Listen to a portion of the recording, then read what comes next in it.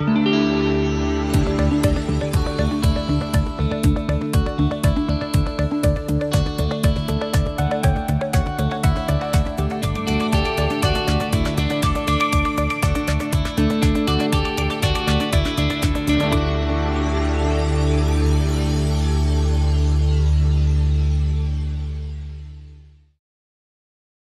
going to call to order the first meeting of the new year of the Space Coast Transportation Planning Organization. I want to welcome everybody. I hope you enjoy the new arrangement of the room, which is sort of permanently, temporarily our home from time to time. So when we get into the minutes, the meeting schedule, be sure to note that most of the time we're here, sometimes we're someplace else.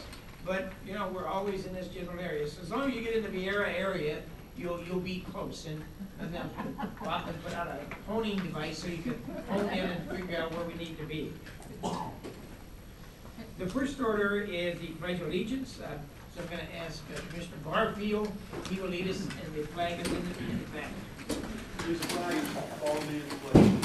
I pledge allegiance to the flag of the United States of America and to the republic for which it stands, one nation, under God, indivisible, with liberty and justice for all.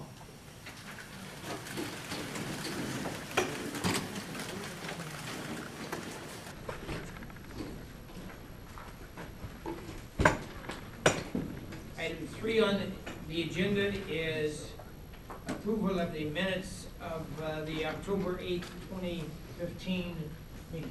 Mr. Chairman, I move for approval. Mayor Meehan, seconded by Don Blvd.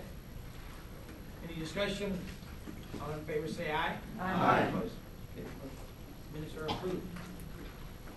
Item 4A on the agenda, Technical Advisory and Citizens Advisory Committee. That's I will do that. Just a few other words of orientation. As you can see, we only have 2 microphones. The room does not come equipped with a very elaborate sound system, so fortunately the acoustics are pretty good. We tested this out in our meeting, our Technical and Citizens Committee on Monday in the room, and folks even in the back row could hear even though there were no microphones. So the fact that we don't have mics, if you speak up and speak clearly, everybody should be able to hear you. We can hear everybody's cell phone. Well, those that didn't see the notice to silence your cell phone, it was on the board, it was on the screen. So those of you that didn't see it, Commissioner Smith is giving you a fair one. He'll give you a call. The device in the middle is a recorder recording the audio for purposes of the minutes. We are also video recording the meeting that we're working with Space Coast TV to edit that a little bit to put in the PowerPoint presentations, and it will be re-shown over the month on Space Coast TV. Even though we can't televise live, we will be able to show the meeting after the fact. Also, and maybe perhaps the most important thing, the restrooms are right off the lobby, if you haven't discovered that already, at the far end of the lobby. So we're funding their housekeeping. There are donuts in the entrance, and so during the meeting, if you get hungry or need a snack, a sugar lift, certainly you're excused to go back and get a donut and get powder all over you. You know, it looks nice. So remember being videoed, so keep smiling, because you know you want to look nice as this comes back in the future to have you shown all over the world. And I relinquished the microphone. I told Bob that typically I can talk loud enough. Usually the only ones that can't hear me are my children. But he's got a whole lot more talking to do than I do, so he's going to hog the microphone, and I'm just going to try to make myself heard. Okay, I'm not saying anything more. Okay, I will go through the TACCAC report that's at your place. I'm summarizing important actions from recommendations from the Monday meeting. The Technical and Citizens Committee recommend approval of Resolution 16-10, recommending to Brevard Board of County Commissioners continue as the Community Transportation Coordinator. That is a consent agenda item for you all later on. The TAC and CAC had elections of officers, the first meeting that they could do so. The TAC officers remain the same, with Scott Morgan from West Melbourne as the chair of the technical committee and Jenny Lamb, Melbourne City Engineer, as the vice chair. However, there were some changes on the Citizens Committee. Jim Brown from Melbourne was reelected as chair, but we were advised by Bob Willey, who was vice chair, that he is retiring and moving out of the area to move the family in Fruitland Park area over by the Villages.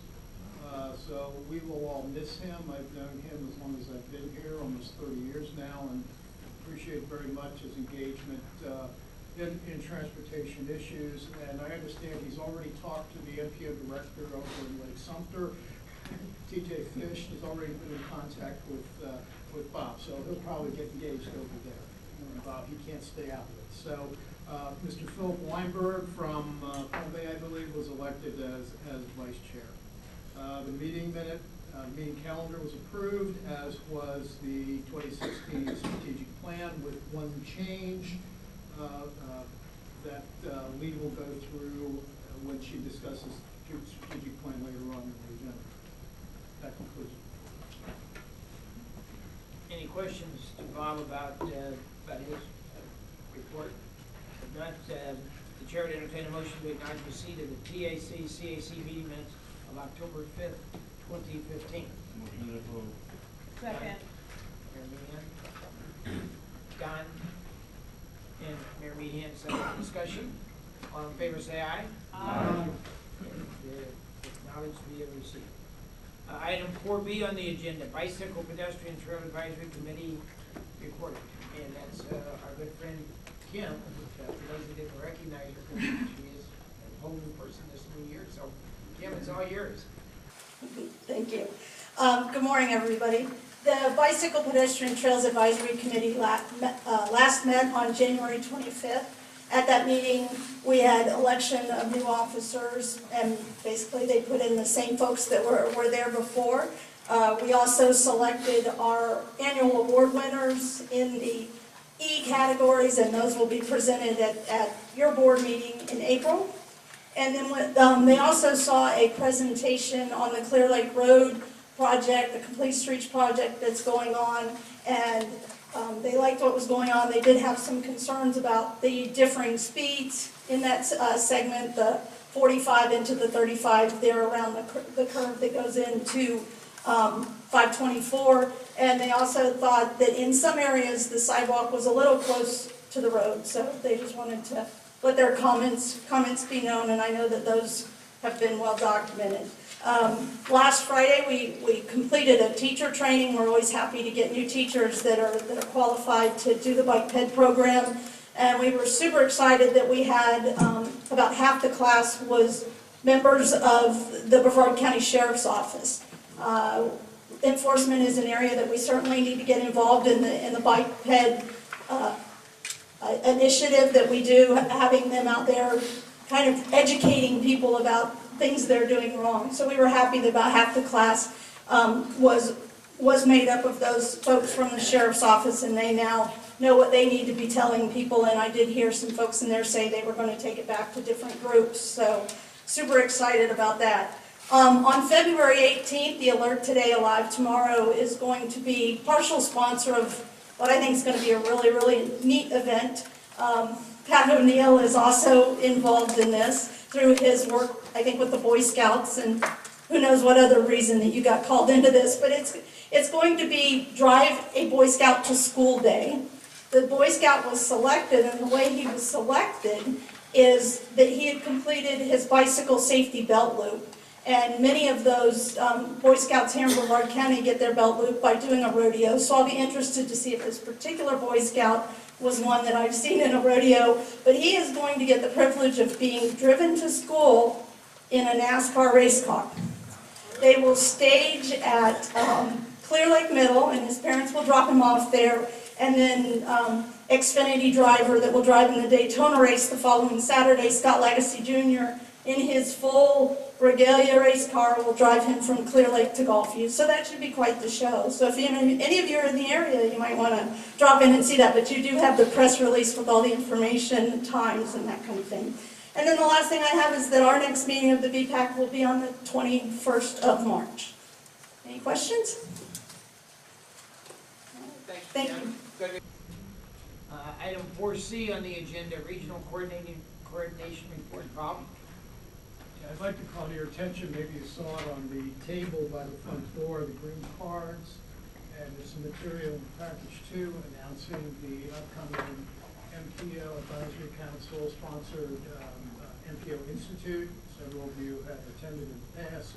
I do want to make it known that there's other sessions coming up with the dates that are given. If you can work those out and wish to attend, please let Carol know or call our office. There's no cost to you to attend. Your transportation, your hotel, etc., are covered by our budget. And I think it's mainly a question of whether or not you all can devote a weekend of your time, because you're there and you stay there, you really can't come and go. So it has been well received by everyone who's attended.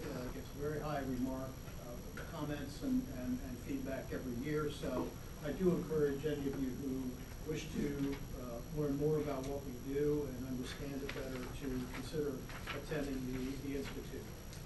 The other item I have is, the members have been here for a little bit.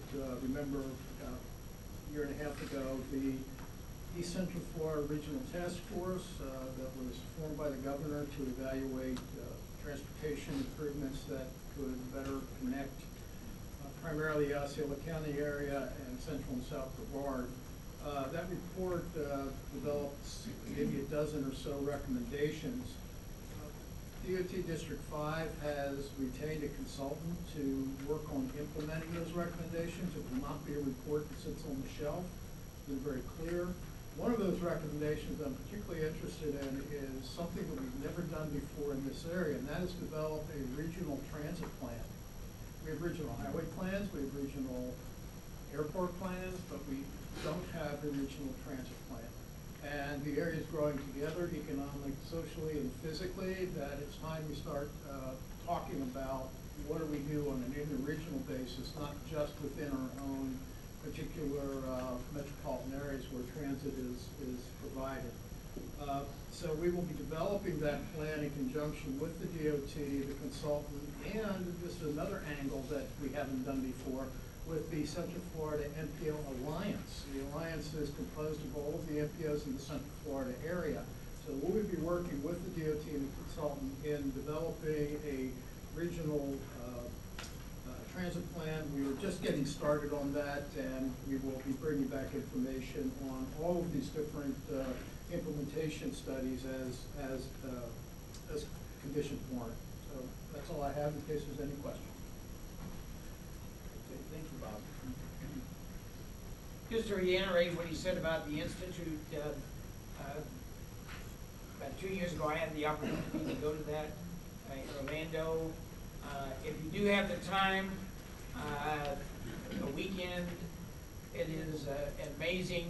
You will not only find out what this organization, what MPOs do, TPOs, but how it all operates. It's a real good education, real good. So if you have an opportunity, you ought to attend. Mr. Chairman, can I add one more thing? Sure. I went to I think I'm the last member to go. If you think it's a vacation, it's not. You go on Friday, you start on Friday, you start Friday evening and you run for a couple hours. You start Saturday morning, they deliver breakfast, lunch to you in the room. It is not, you finish Sunday. It's intense, but it's phenomenal. If I hadn't done it, I'd convince myself to go back. If you get the opportunity, do it. It is, I thought I understood most of what was going on. I was sadly mistaken. When I left there, I knew about half what's going on, because there's so much information. But I'd also like to add, just for those who may not realize it, it's just board members. from across the state. There's no staff there. So you're talking with your peers, and I think part of the attraction is interacting with mayors and county commissioners from other parts of the state and sharing experiences that you may have from different parts of the state. And one thing you'll come away with is realizing not every MPO, TPO operates on the same level that we do, for sure. You get a real different perspective of how others, I think many times are dysfunctional in how we as members work. But anyway, so that's well worth it. Item 5 on the agenda, the consent agenda. Bob, you're going to cover those items? Yes, I will read them into the record. Consent agenda includes committee appointments, and there are some extra appointments that have come in since the agenda was published. I will read those. I believe you have the appointment letters at your place. First is Jill Bakken, who would also like to be appointed to the Bicycle Pedestrian Trails Committee. She also is going to be appointed to the Citizens Advisory Committee, so she's jumping in with both feet. Erin Stark, also to the Bicycle Pedestrian Trails. She's a new employee with Brevard County. Conroy Jacobs and Erin Stark, both to the Technical Advisory Committee from Brevard County. And Dave Lindeman and Sue Hahn, there's a familiar name, appointments to the TAC representing the school board. So I add those to the lengthy list of committee appointments. Second item, 5B, is finance and budget. And 5C is approval of resolution recommending the Brevard County Board of County Commissioners continue as a community transportation coordinator. One typographical error that's brought to our attention. It says on the agenda page 5C is resolution 16-11. It's actually 16-10. And the one below that, resolution 1610, is actually 1611. It's correct in your agenda package and all the resolutions that will be signed. It's just been inverted here on the agenda page. So with that concludes the consent agenda. Mr. Chairman, I have one typographical error that needs to be corrected in 5A. It's not the TAC reappointments, it's Bill Vollmer, not Bob Vollmer. Where is that, sir? I need to. Page number 19. TAC appointments. It's not Bob, it's Bill? Bill. Okay. Bill Vollmer. Okay, I see it. Thank you. Bob, you gotta get better at your typing. Yeah. Well, I'll have to get out the lash again and get everybody Carol involved. here. No, it's not Carol, I'm not blaming Carol, Bob, it's you. You put it together. That's true. That's right. I do have to. Excuse me? Okay, it's correct on the TACCAC Bill Vollmer. Okay. How about we couldn't read his writing? There you go.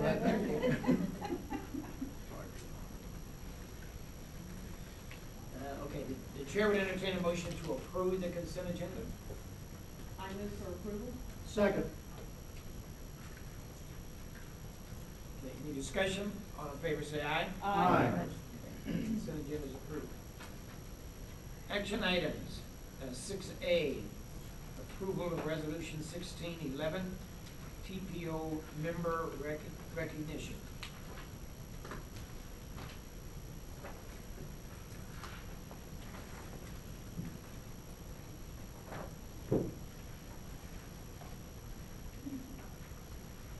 Yeah.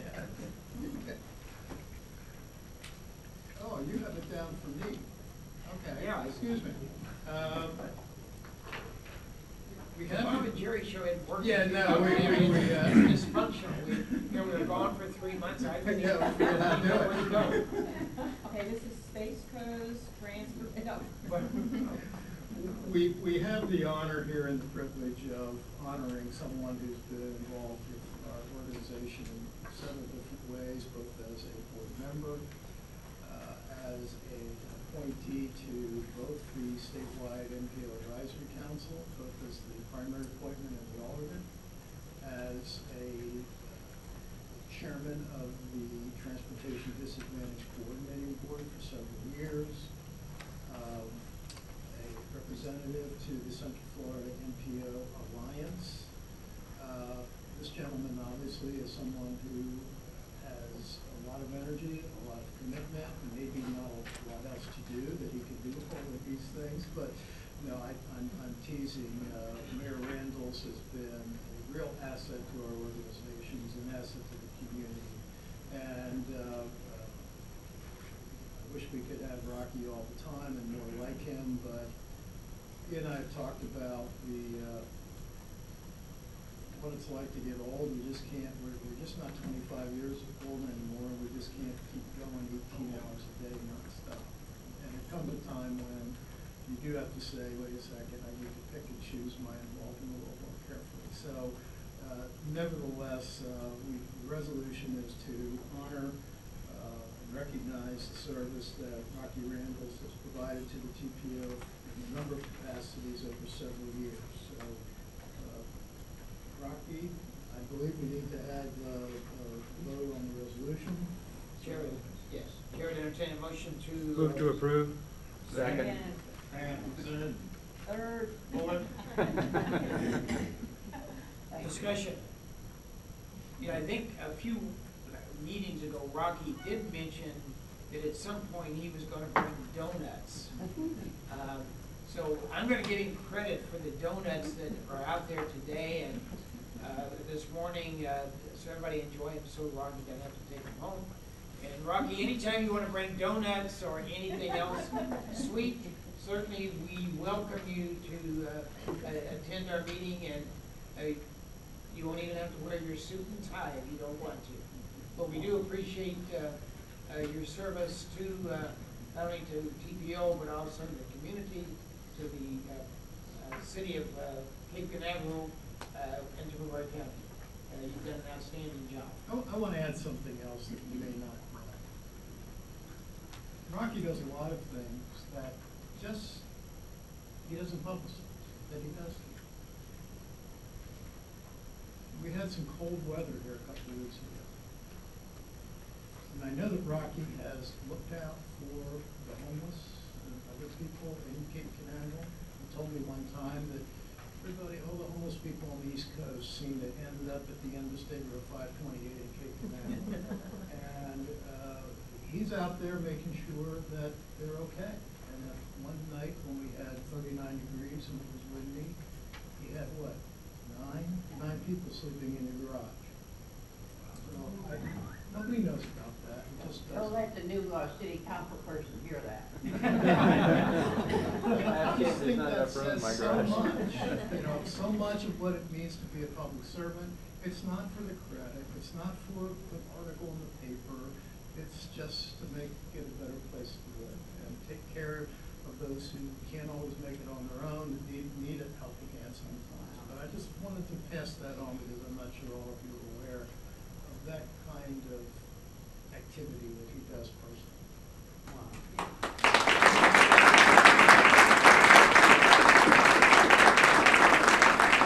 Chair, can I speak? I'm going anyhow. You always have, and I'm sure always will. So yes.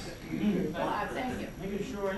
Lee, thank you for the coffee and the donuts, and I did see the Love Bugs Bakery. You want to give a commercial to them? Was contributed in some way, shape, or form? I believe you have somebody that works there? My son. Okay. But just as a quick thought, and this is an honor that each one of you should be receiving, because you don't realize, I guess you do truly, how valuable and how important the members of this board is. You have the county commissioners serving on this board, which takes care of the entire county. You have 16 cities represented on this board, which takes care of all the municipalities. You have the Department of Transportation, which is your supporter and faithful servant in making things happen that you decide that you want to happen. But let me tell you a little bit about 30 seconds, I got more. I've had the privilege of going, like Mayor Pineda, Board of Governors in Tallahassee and these other places. But here on my left hand, should be the right hand really, is somebody that is recognized throughout the entire state. As humble as Bob is, when they call on him at the Board of Governors meeting to speak, it's complete silence and awe as he says, well, now I want you to consider this. And everybody is listening. He has the respect, along with his staff here, of the entire state. We go to Polk County. We go wherever we go meetings, he and his staff is respected. And I pass along one other thought. How important this board is. This board represents every individual in Brevard County for a very important need, is for the role of providing roads. And the commission is in that discussion right now of road situations. With the Department of Transportation providing the funding and the guidance, and behind me is Jim Meisner, all the stats.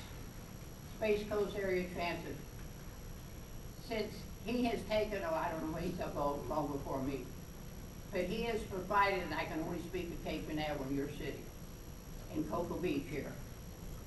We have upgraded the transit system for those that do not have transportation, and unfortunately we have a lot of them in our area in Cape Pineda. We have bus service from 5:30 in the morning until 11:30 at night on a half-hour basis. Not because we're somebody special, but because there is a need. We work 2 shifts at the hotels because people like to stay on the pool and don't get on the boat till 4 o'clock, and you can't rent a dirty room at 4 o'clock. So we provide transportation with his help, and DOT for funding it. The capital comes from the Department of Transportation. But we have bus service, and I guess I'd like to see that a goal that we can improve that. The capital money is there from the DOT. If we can just get the operating expenses for the drivers. So with that in mind, you should be receiving this award recognition rather than me. Thank you, Mr. Chair. I think that, Rocky, that is just so like you. Here it is, a reward for you, and you're talking about everybody else except you. And that, it says a lot about you. Thank you for the call.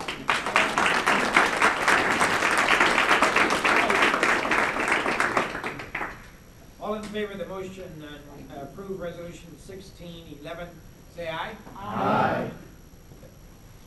Fantastic. Item 6B on the agenda, election of officers and committee appointments. Well, I think that's your Okay. area of expertise. Alrighty, I'll take the first item, item A. We have 3 officers that need to be elected, chairman, vice chairman, and secretary. Commissioner Allender is your current chairman. He's eligible to be reelected. If nominated and elected, would you agree to serve? Yeah, if nobody else wants it, I will. I Okay. will. Okay. With that, we'll go ahead and open it up for nominations for chairman. It does not take a second for a nomination. Are there any nominations for chairman? I nominate Mayor Kathy Meehan for chairman. Okay. Mr. Barfield nominates Mayor Meehan. Any other nominations? Any other nominations? Going once, twice, 3 times? No other nominations? I'll accept a motion to close nominations and unanimously elect Mayor Meehan as chairman. So moved. Motion. So moved. Motion by Tully. Second. Second by Barfield. Discussion, seeing none, all those in favor signify by voting aye. Aye. Opposed? And congratulations, Mayor Meehan.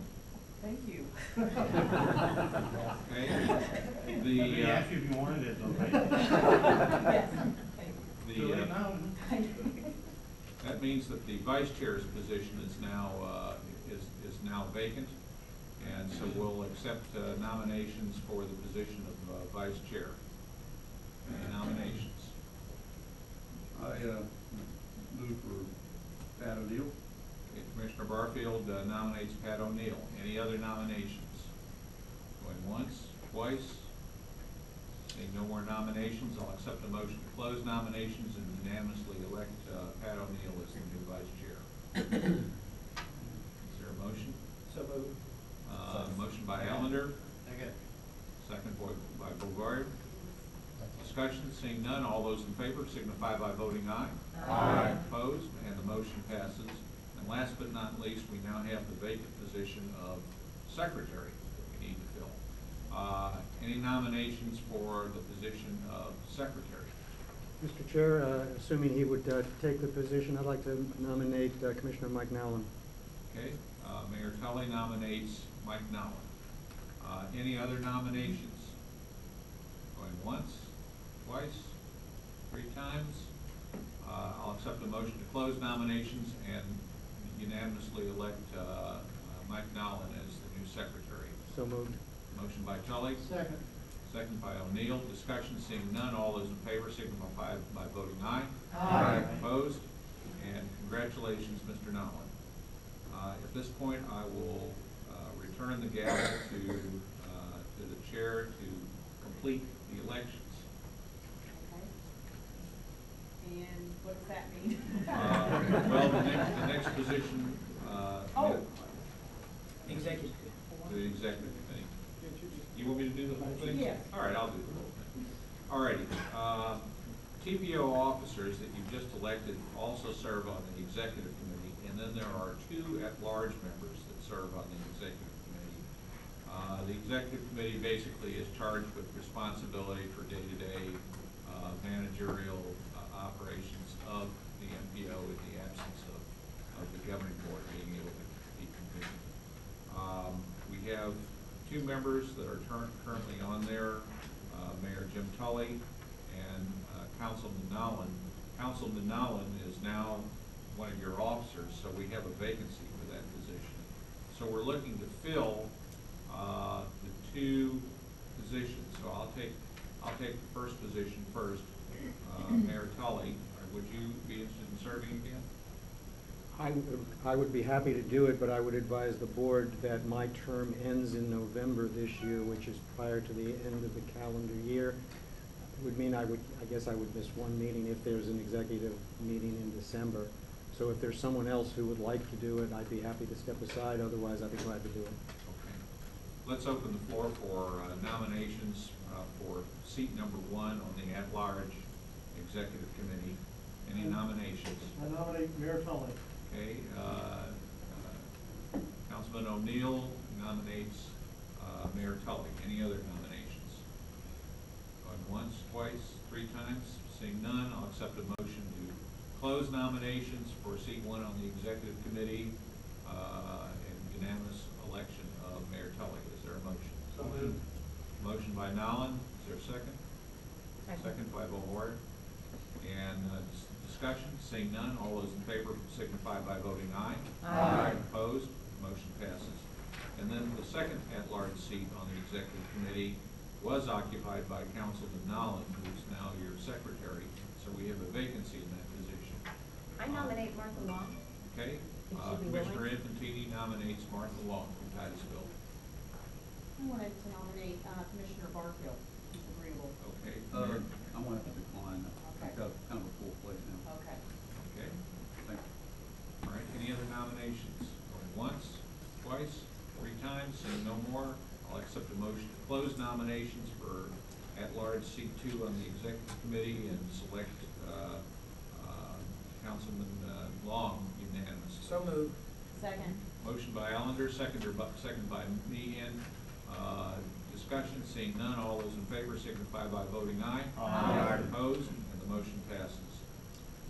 Then the next position is the Metropolitan Planning Organization Advisory Council members. Your current delegate that serves on that statewide board is Mayor Meehan, and there is a vacancy for the alternate's position. So we'll take regular delegate seat first. Mayor Meehan, if selected, would you be interested in continuing to serve in that Yes, position? I'll do it. All right, nominations are now open for MPOAC delegate. Mr. Chair, I'd like to nominate Mayor Meehan. Okay, Councilmember Bailey nominates Mayor Meehan. Any other nominations? Going once, going twice, three times? Seeing none, I'll accept the motion to close nominations and unanimously select Mayor Meehan as the delegate to the MPOAC. So moved. Motion by Nowlan, Second. second by Moore. Discussion, seeing none, all those in favor signify by voting aye. Aye. Opposed, the motion passes. And now we have the alternates position for the MPOAC, and that is currently vacant. Are there any nominations? I nominate Commissioner or Councilmember Pat O'Neill.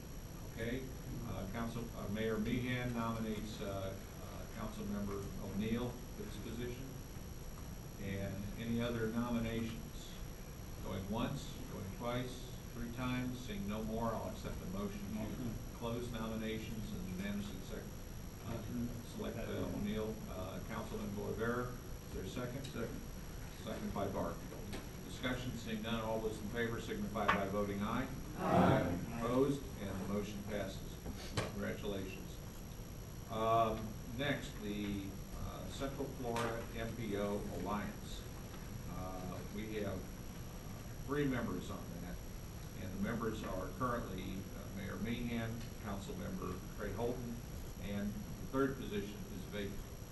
So we'll take each of those seats one at a time. For seat number one, currently occupied by Mayor Meehan. Mayor, would you be to continue to serve if you're selected?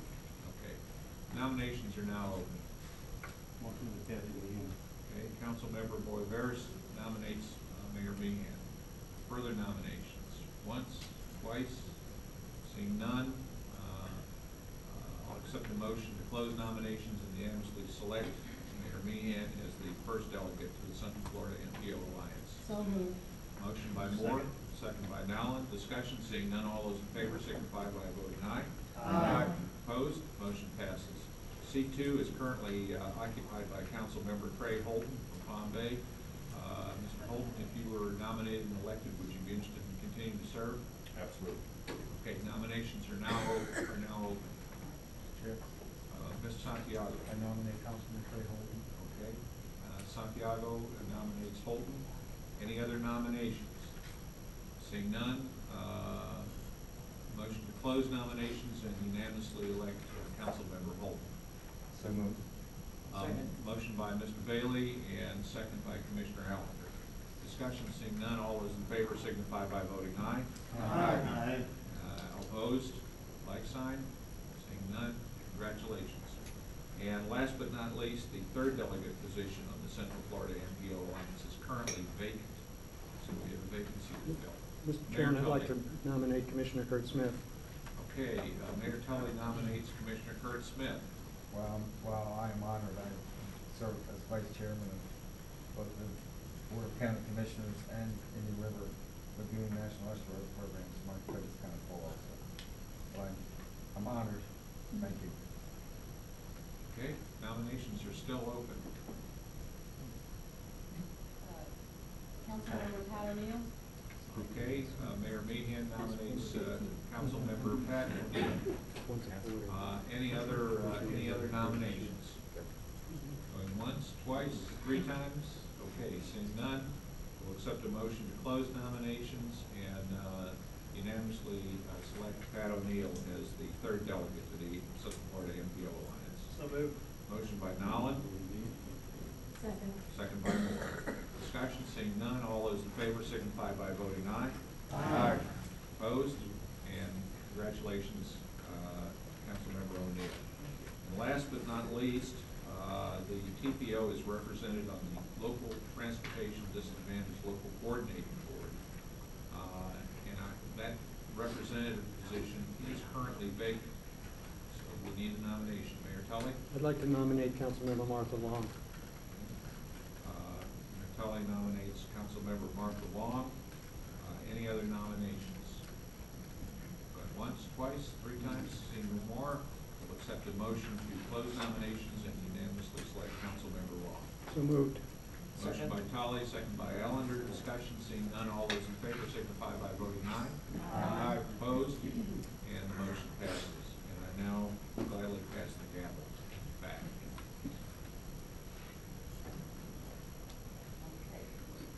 You're gonna receive that. So,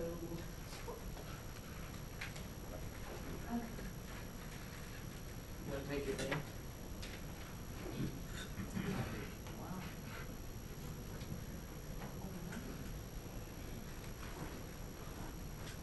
You can have her first, come to the seat.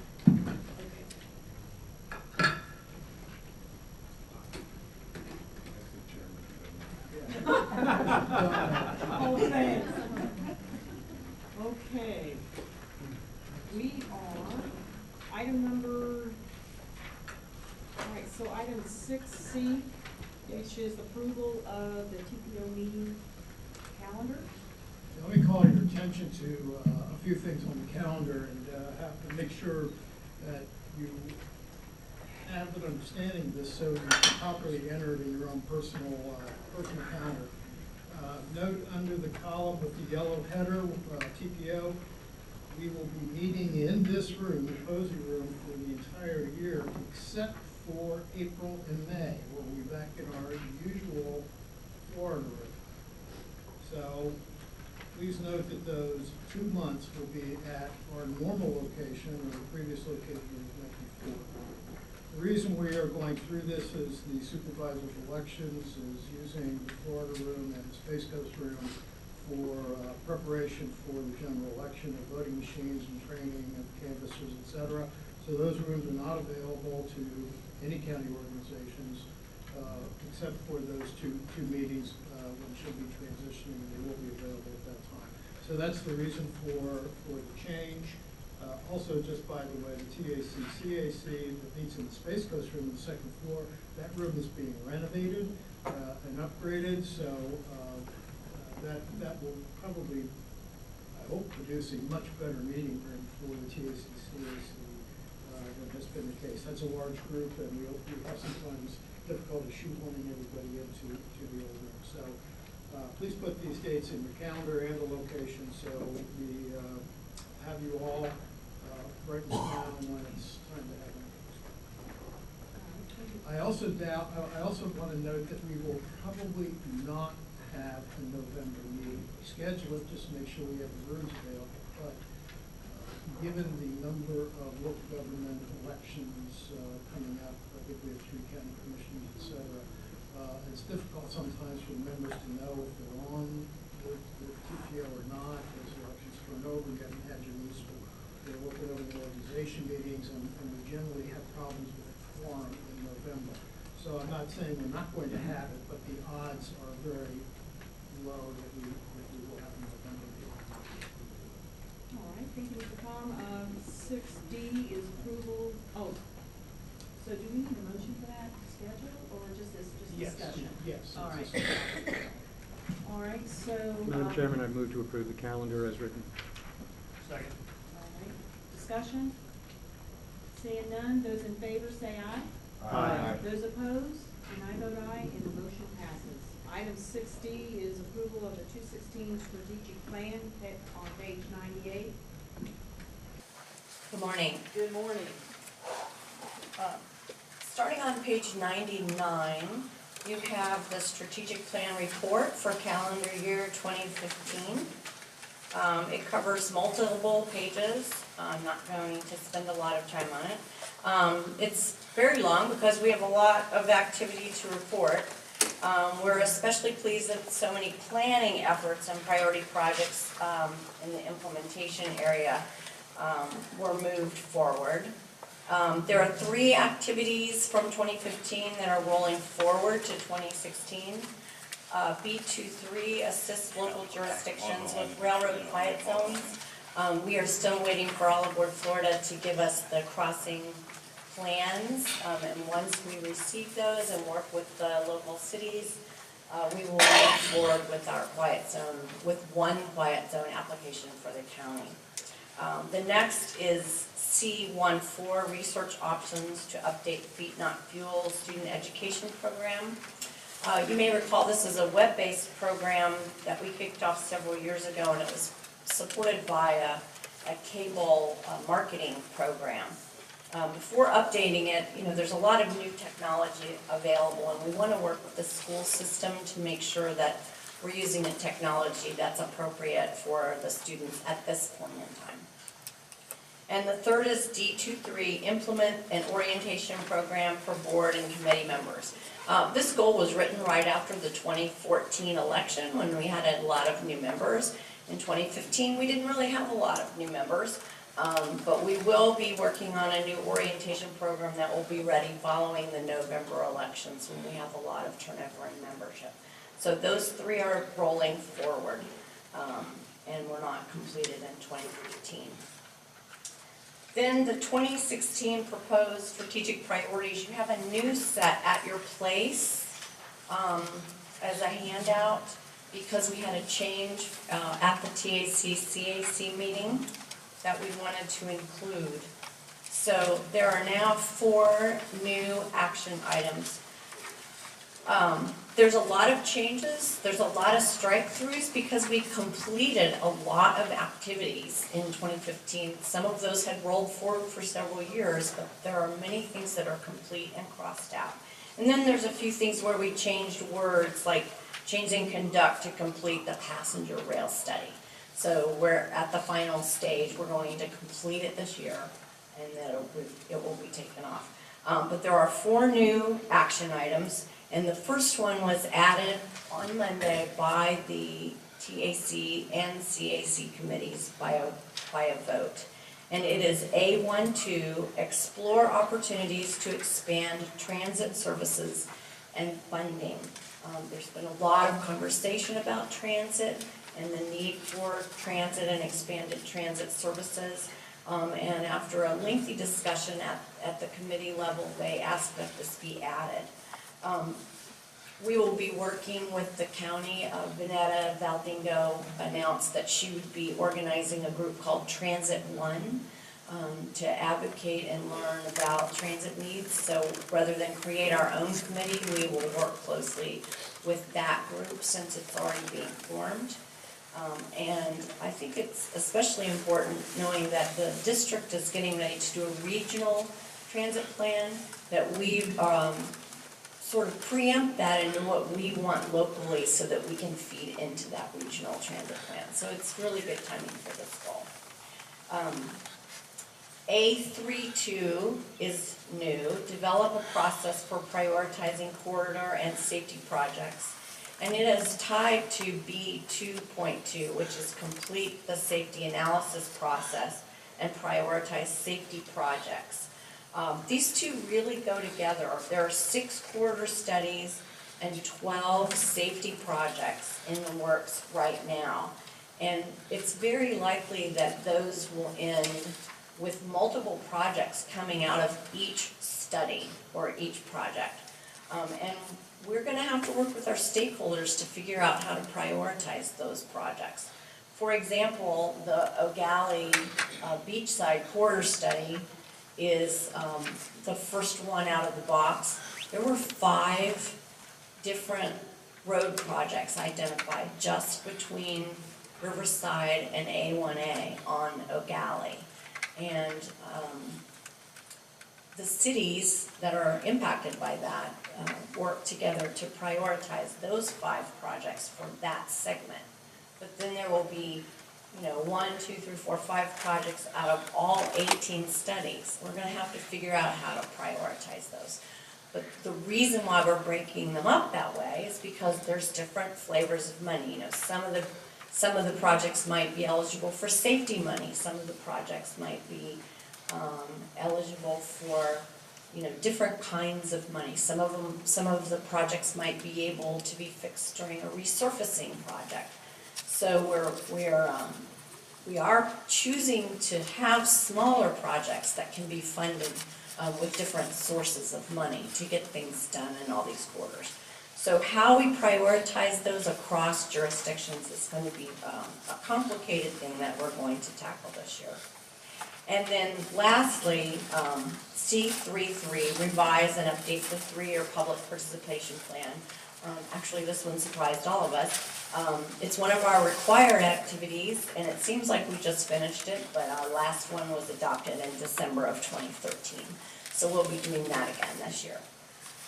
So staff is requesting approval and adoption of the 2016 proposed strategic priorities. Thank you, Ms. Lee. Is there any questions for Ms. Hall? Any questions on the report? No, seeing none? So I need a motion for approval. Okay, I have a motion for approval by Commissioner, or Councilmember Bovair. Second. Second by Councilmember Nolan, sorry. Discussion? Seeing none, those in favor say aye. Aye. Those opposed? And I vote aye, and the motion passes. All right, very good, thank you. All right, so Okay. we are always planning, that's our function as the Transportation Planning Organization, but this is our opportunity once a year to go back and celebrate what we've accomplished. So although I'm not going to read you the whole, all the accomplishments for 2015, I am going to give you the top 10. T-minus 10, 9, 8, 7, 6, 5, 4, 3, 2, 1, 0. And launch of the SpaceX Falcon 9 rocket as NASA turns to the private sector to resupply the International Space Station.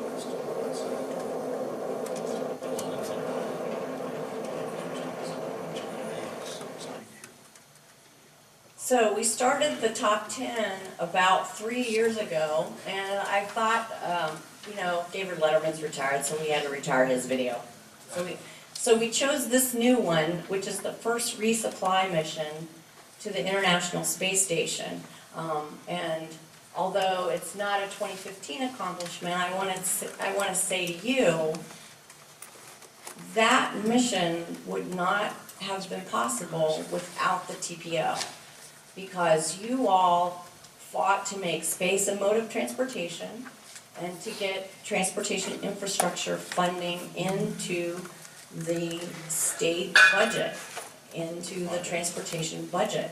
And the first $5 million of spaceport infrastructure money was spent on the SpaceX cargo processing facility.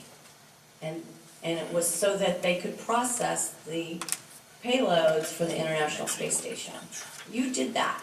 So this is your chance to celebrate what your accomplishments are. Space is just one little word in our goals now. It used to be its own goal. It's in the work program for $20 million a year.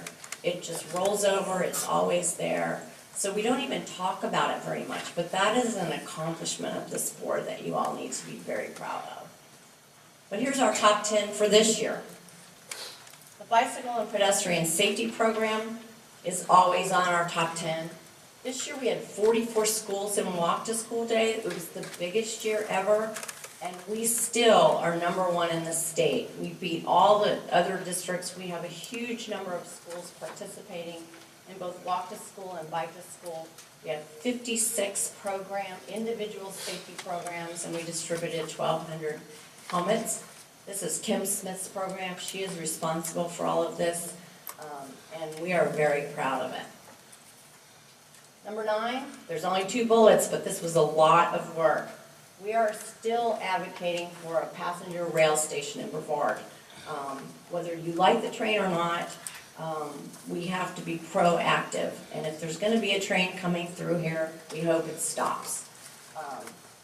So we are working on a passenger rail location study right now, and we are constantly advocating that we have passenger rail here.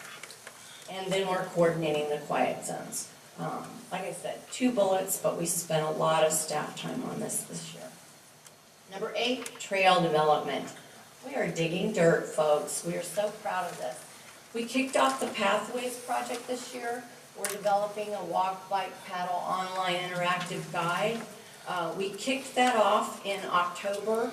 We are working on it now. We hope to have that up and running by the end of this coming calendar year. The East Central Florida Regional Rail Trail, we had a fabulous partnership with Florida Today, with 150 people out on the trail in the wilderness to see what was coming. The design is complete for all segments of the rail trail. Construction is fully funded and underway at this point in time. The Space Coast Loop Trail, which goes across the Max Brewer Bridge and through the Wildlife Refuge, out to Canaveral National Seashore and up to Volusia County, the preliminary design and environmental study, they've selected a contractor for that. It was funded last year. The contractors, they had the interviews last week, so we'll know who the contractor is soon. And then the Zoo Trail is fully funded for construction. We actually had folks out hiking around on it just a week or so ago to make sure we, and got approval from the Water Management District, so that trail will be design-built starting in July of this year. Our public outreach program was very successful. We had 7 municipal presentations. If we have not been to your city council, we would love to come. We tailor the program specifically for your jurisdiction and talk about the projects that are in your neighborhood. So we make sure that it's appropriate for your city council. And then from that, we started going to planning and zoning boards, so if we've not been to your planning and zoning board, we love an invitation, because as they're approving projects, it's great for them to know what's going on with the roads around those projects. We did 42 community presentations, and we also did a program in the classroom with three groups of students. We have lots of followers on Facebook and Twitter, so we continue to do our outreach to educate folks about what's going on with transportation. Complete streets, we're digging dirt here too. We have 3 projects under construction. North Atlantic Avenue and Cape Canaveral started February 1st. Minuteman Causeway and Peachtree Street both started in 2015. Peachtree Street will be finished in April. It'll be our first. 3 went to design contracts in 2015, and 2 feasibility studies were completed in 2015.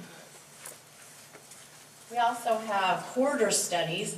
These were roads that weren't actually practical for complete streets. The speeds are a little high, but they're still unsafe for pedestrians and bicycles, and they're state roads. So working in partnership with FDOT, these corridor studies all got underway this past year, and you can see they're all over the county. Like I said, Oak Alley finished in 2015. The others are getting ready to have their final public meetings to present their findings in the next couple of months. Then we implemented the safety analysis program. As you know, we love to be on lists. We love to be recognized, but not as one of the places that kills people on bicycles and walking. We are in the top 15 least safe places to walk and bike in the state of Florida, and Florida is the worst place in the United States. So we'd like to get off of that list. Our safety analysis program was kicked off, and the locations were chosen using the crash data and other statistics. These are all underway now. This first group was vehicle crashes. The next group was based on bicycle and pedestrian accidents, injuries, and deaths. What's really important about these is there are teams of people, our staff, our consultants, folks from the cities, folks from the county, who are literally out walking the entire corridor, up and down, in the daytime and at night, doing each corridor twice, and looking at what can they do to make it safer. Maybe it's a lighting issue. Maybe it's the way the crosswalk is. Maybe it's the landscaping that's blocking people's vision. So they actually went out and inspected the corridors, and we are looking forward to getting the recommendations back this year and prioritizing projects. Number 3, we had a lot of milestones for our priority projects. They're in your 2015 report, but these are just some of the highlights. The Apollo Extension and Bridge is open to the public. That one's been on the books for a long, long time, and it is a beautiful facility if you've not had a chance to go over it. The I-95 6th laning took many, many years. It is complete. Both the North Parkway and the South Parkway interchange PD&Es were approved, and those are both moving forward. The Ellis Road widening right-of-way is fully funded.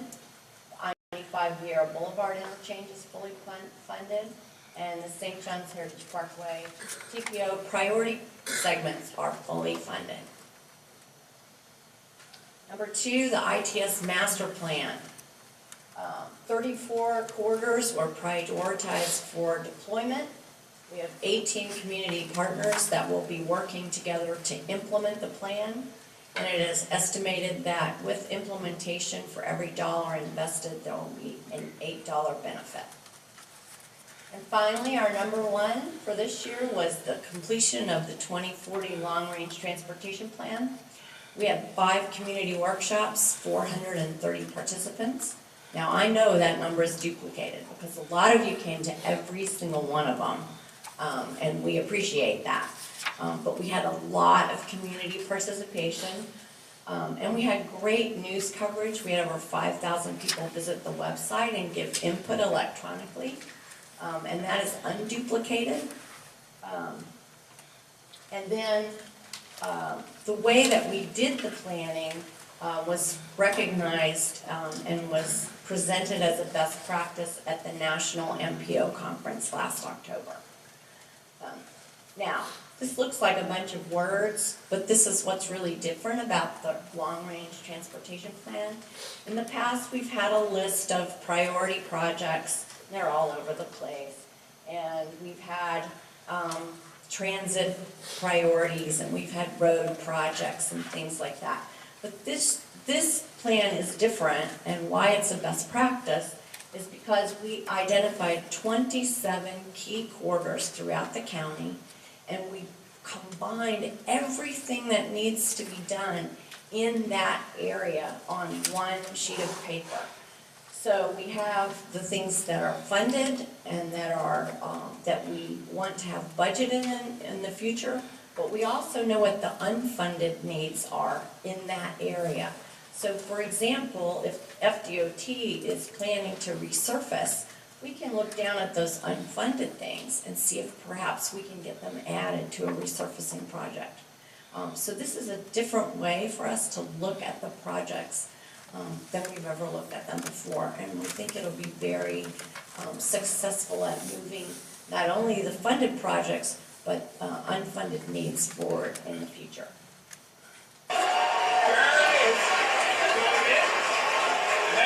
Should be deployed about that is a view from the landing pad. That is that first stage coming back down to the land and kicking it up. It's pretty amazing, got it.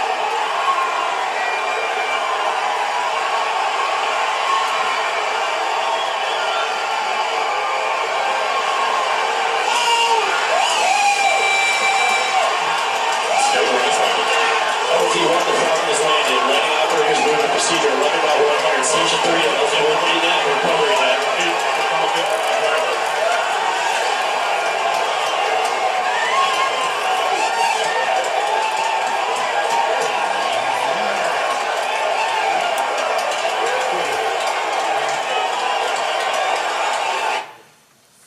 So I think this really sums it up for us. It's never been done that way before, and that sort of sums up who we are as a TPO. It's never been done that way before. We're not afraid to do it a different way or try new things, and we don't take no for an answer very often. We're willing to try try things new and different, and we're recognized for those. And you all help us do that, and you sometimes just need to celebrate. So I'm going to suggest you give all of yourselves a big hand for what we've accomplished this year. Thank you, Ms. Hall, that was an awesome video. And that, I remember all that cheering, and that was a historic event. Next, we're going into item number 7, reports and presentations. So Bob, Georgiana. All right. Good morning. Good morning. I want to set up the next 2 presentations concerning State Road A1A. There has been a lot of concern from residents regarding pedestrian and bicycle safety throughout the county, but especially on A1A. We've got a major attractor, and that is the beach. Issues such as speed, the lack of sidewalks, pedestrian crosswalks, the lack of bicycle lanes. These are things that we hear routinely, as well as our commissioners and city officials. The first presentation is the A1A Multi-Modal study. It was initiated by the A1A Action Team and the TPO. The goal was to develop an implementation plan that addresses multimodal transportation from the Pineda to the port.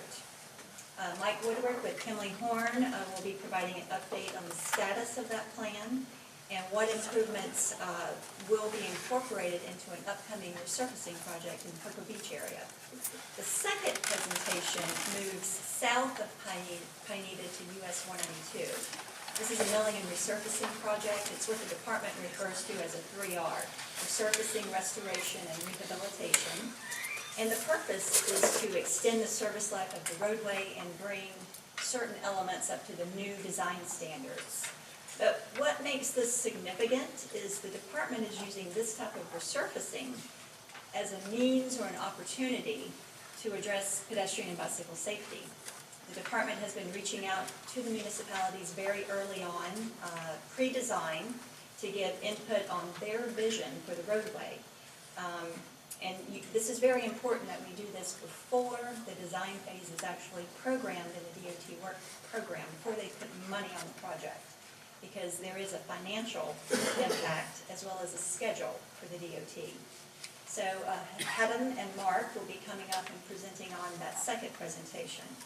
But the takeaway here, and the point that I want to make, is that we are making progress in relation to pedestrian and bicycle safety, but we do have a lot more work to do. Lee mentioned our pedestrian and bicycle field safety reviews in our top 10, which included 3 sections of A1A. And we have recommendations that we will be presenting to you in April, along with the other road safety audits that were done. And we are in hopes of turning those potential projects over to the DOT for safety funding or other types of, other flavors of money. So that's a very important part of that safety analysis. The DOT also performed a pedestrian safety study from US 192 to O'Galley that identified 10 crosswalks with pedestrian refuges. And that is an area that is very heavily traveled with pedestrians trying to get across a 5-lane section of roadway to get to the beach, and it is very dangerous. These will most likely have to be standalone projects because there was not, due to the schedule and funding, a lot of those pedestrian crosswalks could not be incorporated into Adams resurfacing, unfortunately. But there has been a culture shift in DOT policy in addressing bicycle and pedestrian safety from the top down, starting with Secretary Boxhold. And he stated that addressing the issue of bicycle and pedestrian safety requires a comprehensive approach. It's not just design and engineering, it's education, it's basically clarifying the traffic laws. So, you know, we all have to do our part. We're in this together. And we are very appreciative of the DOT for the financial contribution, as well as not just money, but on a policy level as well. So Mike, if you'd like to come up and present. There you are. Snuck up on you. Thank you, Georgiana. Good morning, Space Coast TPO Board. My name is Mike Woodward. I'm with Kimley Horn, and we were the lead consulting firm for the State Road A1A corridor study. So today, start out with Title VI compliance. The department is in compliance with a variety of non-discrimination laws, and if you have any questions, here's some contact information. The agenda. Today I'll start out with some background information about the project, then I'll talk about some recent analysis, and move on. I'm going to really focus a lot of time on the resurfacing project that kind of overlaps with some of our project boundaries. Then I'll go through all of the recommended improvements with what the concepts are and what the status of those improvements are. And finally leave a little bit of time for questions. So for background, most of this project, most of the work on this occurred in 2013 and 2014. And it was started by this action team, which was a group of stakeholders that were already meeting on the project before we got involved. So then, once we did get involved, from the Department of Transportation, we held a lot of public outreach. We talked to the stakeholders quite a bit. They had a lot of ideas already on what sort of improvements should be done, and a lot of specific concerns over which areas had pedestrian needs. So the goal of the study was to address multimodal transportation and come up with an implementation plan that included lots of different improvements and different ways of getting those improvements funded. So as Georgiana was talking about, just really to try to be flexible and be able to position the different improvements in a way that could get them to be implemented fast, relatively fast. We already talked about the limits a little bit. This is from the Pineda Causeway all the way up to George King, where A1A becomes the beach line. As far as the constraints go, we started the project with a goal to stay within the right-of-way. So don't do anything that's going to require property acquisition. I think part of that goal was to make sure that we could have improvements that could be implemented fast. And part of it was because a previous project was in place that did recommend improvements that would require right-of-way. And because of that, it was kind of infeasible, and those recommendations did not move forward. We also had a lot of improvements that would have to be implemented by others, predominantly one of the cities or the county. That includes land use changes, some utility relocation and moving them underground, as well as wayfinding signage. Those are things that the Department of Transportation would not lead, and when it comes to utilities, they would not even have a major role in reviewing. So the process was about a 2-year process with a lot of steps, and right now we're sort of in the implementation phase. Again, I mentioned we had a little bit of extra work that we did recently, but we're right in the implementation phase to where we kind of wrapped up in 2014, and the cities, Cocoa Beach as well as Cape Canaveral, applied for the improvement recommendations to the TPO, and those are currently prioritized. So back to a couple of the actual recommendations. One of them was wayfinding. Again, the department's not going to lead it, so we did the best we could to help out by sort of providing a guide of, okay, if you want to do wayfinding, here's how. Similarly with utilities, there was a desire to relocate utilities underground. Well, that's really expensive. Department of Transportation's not going to pay for it. FPL's not going to pay for it. So we just kind of went over some different things that just sort of how it could be accomplished, and also prioritizing different areas. Like if you're going to go underground or move them, then these are the areas where you should start. Now we'll get on to some of the newer analysis that was conducted in 2015. Right-of-way maps became available. Actually we started with right-of-way maps, then we went out and got right-of-way surveys. So the survey finished to show where the actual right-of-way is, and here, I love this picture. This is out in front of the Air Force Base. If you can see the red line going down the center of the road, it makes it pretty clear that if there's any improvements that go on, this improvement here is just a path along the east side of A1A adjacent to the Air Force Base. That's way outside the right-of-way. I mean, half of the road is outside of the right-of-way, and that kind of just tells me if I can only speculate about what happened, but it looks like the road and the Air Force Base even were probably built with people not paying a whole lot of attention to where those right-of-way lines were. Or maybe the right-of-way line, the agreements were put in place not considering where the road should be. So regardless, it's going to be very difficult to get this implemented unless there's some legal agreements between Air Force Base and the Department of Transportation that would really require both of them to go outside of their comfort zones. Switching over to the downtown area of Cocoa Beach, we also heard that at North 4th Street, there's a lot of pedestrians crossing the road. If you're familiar with this area, then the southbound one-way pair, Orlando Avenue, there's a traffic signal there, so it's pretty easy for pedestrians to cross at that location. But on the northbound one-way pair, Atlantic Avenue, there's no signal and there are no signs or anything to indicate that there should be a mid-block crossing. So again, in 2015, we collected some data. We took video pedestrian traffic counts to look at how many people are already crossing at that location, and then followed the standards, the typical standards that are followed to determine if you can have a mid-block crossing. And sure enough, there were enough people crossing, so we made a recommendation to have a mid-block crosswalk at this location with some signage and some pavement markings. And that project, that mid-block crossing, is included in the resurfacing plans that I will talk about pretty soon here. Again, so here's the recommendation. Starting from south to north, we've got them listed here, and I'll kind of walk you through them. Most of these are prioritized, and the next step is to kind of put them in position to be designed. So a little bit more engineering work is needed to get them ready for design. Again, in front of the Air Force Base, initially there was no project sponsor here, but recently we had a meeting and got the Air Force Base together with the Department of Transportation and as well as the county to talk about actually making this happen. Again, the challenge is that the path is outside of the right-of-way, and the Air Force Base gets a new wing commander every 2 years. So certainly some urgency is involved in this project. Moving out a little bit farther north, this is the resurfacing project that I mentioned. So our project, we had recommendations to have sidewalks along the one-way pairs and to have a lot of streetscaping improvements in downtown Cocoa Beach.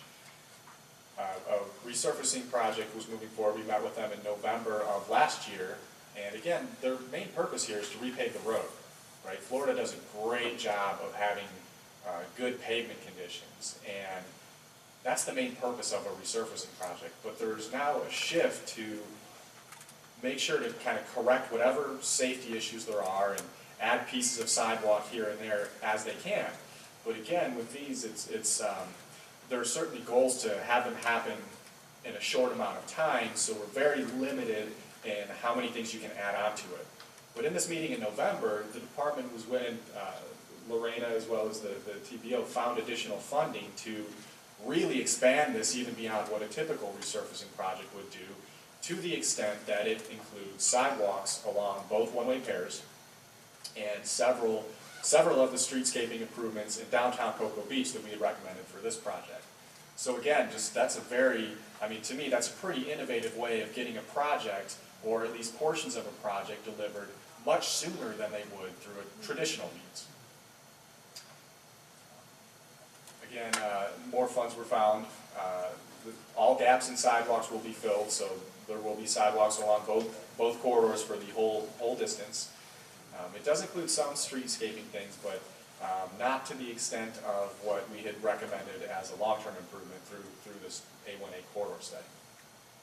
This is a picture of what we recommended, and one indication that this was done a couple years ago is you'll see there's no buffered bike lanes here. That was a change in roadway standards to have a wider bike lane. And whereas if we were going to relook at this now, we would definitely include that. So a couple things to point out here. We had recommended taking the existing curbs and actually making the road more narrow, shifting the curbs so that the road there's less pavement. And it's really not needed in this area. So that was kind of our thinking when we went through it. We also extended the curb and gutter farther north.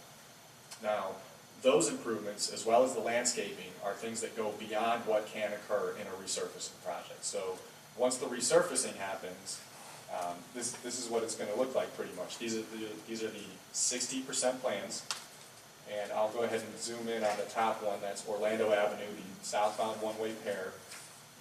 As you can see, There are some bulb outs. That's where the curb kind of extends and goes closer into the intersection. That makes it a shorter crossing distance, and it also makes the on-street parking more controlled near the intersections. There's going to be some really wide bike lanes. And again, see this striping here, that creates a separation between the parked cars and the bike lane. That lets bikers riding in that area avoid the door zone. So if a parked car opens the door, they're going to be opening it into this striped away area instead of opening the door into a bike lane. So again, this really satisfies a lot of the goals that we had for the downtown area, but it doesn't accomplish everything. The real benefit here is that it's going to happen soon, very soon, much faster than it could if that were to be a standalone improvement that follows a typical process. And again, farther as you continue farther north beyond the point that already has curb and gutter, there would be no conversion to curb and gutter farther north of the project. Excuse me, Mike, before you leave that section with Yeah. I had a chance to review the 90% plan, and the project includes the addition, the installation of concrete bus shelter pads. I was extremely pleased to see that, in part because of the timing. We had a presentation, as you recall, on bus stop and shelters and everything that we need to do to get up to ADA standards. That was only a few months ago. To see the recommendations being uploaded into the plans on A1A in a relatively short period of time, that late in the design, I was very pleased to see that happen. Great, thank you, Bob. So that brings us to the point of, okay, so in this area where some of the improvements are moving forward, but it's not as extensive as what was originally recommended, okay, well, do we still want to go all the way to those long-term improvements? And if so, do we still, specifically, do we consider the modifications to the existing curbs and extending the curbs? Landscaping is still going to be up to the city, but there's other streetscaping elements, like benches and other things that could be included that the city, as well as the city, would have to think about and apply for, and then this group would have to prioritize. I'll shift and move on a little bit farther north. The next improvement is to look at sidewalks. We were generally looking at 8-foot sidewalks, and some of the sidewalks in this area have already been replaced. There was a construction project that wrapped up last summer to replace the existing sidewalks in that area that were falling into not ideal conditions. Farther north, I'm really excited about this project. This is the State Road 520 intersection, and the improvements here were designed to make it much more walkable. But we also had some operational improvements so that vehicles can get through there better. If you're familiar with this area, that northbound left turn lane, that really backs up, and so it's tough to get all those vehicles through. So we wanted to make sure, as much as we're emphasizing bicycle, pedestrian, and transit modes, we still care about the operational efficiency for vehicles that are on the roadway. The status of this project, I'll jump kind of to the end, but this has been, I guess it's moved to the point where it's ready for design, so that as soon as funding is available, this project will move forward in design. There is a resurfacing project with limits that end at A1A. It's resurfacing for 520. I haven't talked about this one yet, but State Road 520 is being resurfaced. The eastern limits are the A1A intersection, and so there was a discussion of whether they could add this improvement to the resurfacing project, and the answer was no. This is far too involved. It's too extensive also, and it couldn't happen during the resurfacing project. So this would have to be a standalone improvement. Once you go north of State Road 520, our main recommendation was sidewalks, and that's the case. 8-foot sidewalks on both sides of the road were recommended for between here and International Drive and Atlantic. So moving forward to Atlantic and International Drive. So International Drive is a road that tees into A1A, kind of right around a curve where it's not easy to get out of International Drive. And this was a high priority for Cape Canaveral. So we looked at there's a vacant piece of property right there, and we looked at realigning International Drive so that it would hit right at Atlantic Avenue. Cape Canaveral is also, they're doing a streetscape project on Atlantic where that road is going to be highlighted. So again, starting out, our orders were to do not look at anything that's going to require more right-of-way. Well, this, as you can imagine, would require purchase of this parcel. So that's a little bit of a deviation from our initial goal, but it was one of the top priorities from the city, so we made sure to look at it. This International Drive would have sidewalks on both sides.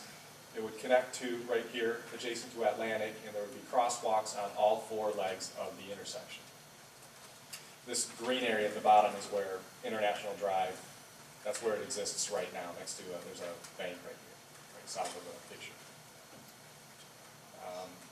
Moving farther north, between Atlantic and George King, we looked at putting in a median, and it would be a 19.5-foot median in most areas, but wherever there's an opening, it would have to be 22 feet wide.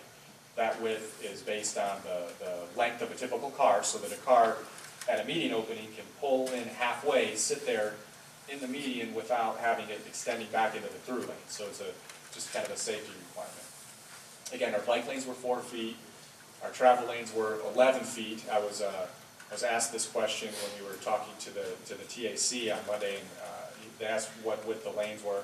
I said 12 feet. I was wrong, so I went back and checked. It's 11 feet. So I'm sorry to the TAC for being correct. But this improvement, it has bike lanes, has sidewalks. The next step for this one is to have more coordination with property owners.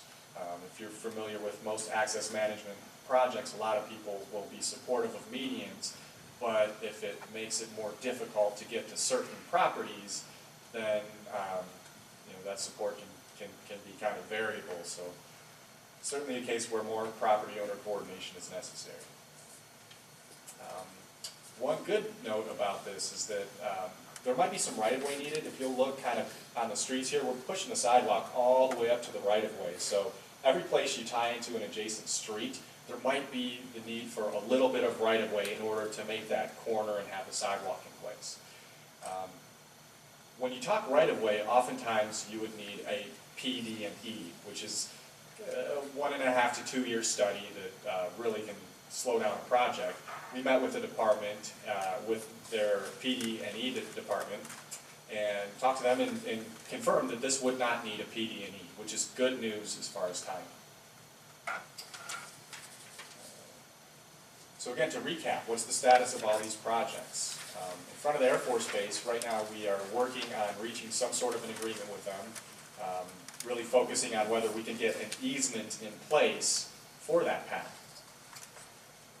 The sidewalks next to the one-way pairs, those are included. Those will be built as part of the resurfacing project that's going to start soon. So those will be constructed very soon. Streetscaping in downtown Cocoa Beach, some elements are in that resurfacing project. The others are sort of, that's something that we'll have to look at to see if those will still be desired and recommended. State Road 520, that is prioritized. The scope's ready, so that project can be designed as soon as funds are available. International Drive, that's prioritized, but we're not quite as ready with that as we are with State Road 520. Same thing with the median and urban profile in Cape Canaveral. The scope is in development, a PD&E is not needed. That sort of wraps up my discussion. Project manager for the Department of Transportation is Todd Davis. If you'll wave at everybody, he's here today. And the Planning and Corridor Development Manager is Heather Garcia. So here's some contact information for them. And I guess now we'll open it up if there's time for questions. All right, thank you, Mike. That was a very good report. Is there any questions for Mr. Woodward? Any questions? All right, thank you. Very efficient. I'd like to say Happy that to be here. there are 2 complete street projects that are in development, Minuteman Causeway through the downtown area of Cocoa Beach, as well as North Atlantic and Cape Canaveral. Those have been integrated into the resurfacing project, particularly in downtown. So we're seeing the resurfacing project complement what's going to be done with the Complete Street project. Yeah, just the level of coordination that's happening now is much better. It's very refreshing to see that. Very good, thank you. Item 7B is the A1A resurfacing update from US 192 to Pineda Causeway. Yes, this is Hadam Agib. He is the FDOT project manager on that project. Thank you. Thank you, Georgiana. Good morning.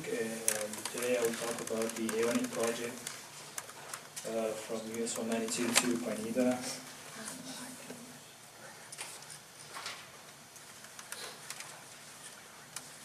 So the project limits are from US 192 to Pineda Causeway, State Road 404, and it's approximately 8.7 miles. This project actually is design complete. We had the final design plans last week, and it is funded for construction. We anticipate construction starts sometime fall of 2016 of this year. So I think Georgiana gave a good introduction about the typical triple R projects that we have.